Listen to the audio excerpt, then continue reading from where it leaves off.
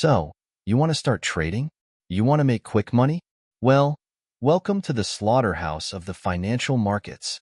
And if you think I'm going to make you rich, first delete your trading app and go back to your 9 to 5. Friends, who trades in the market? Is it geniuses, Wall Street pros, or Harvard graduates?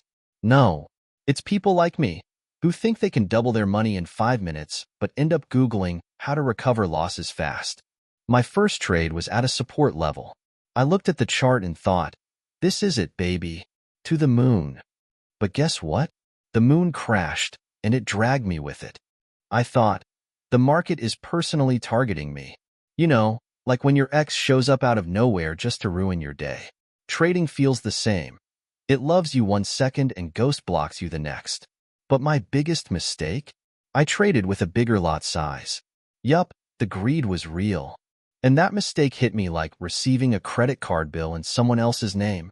So, if you want to learn trading, first learn how to control yourself. The market will humble you faster than your mom on a bad day. And if you enjoyed my story, hit like, subscribe, and stay tuned.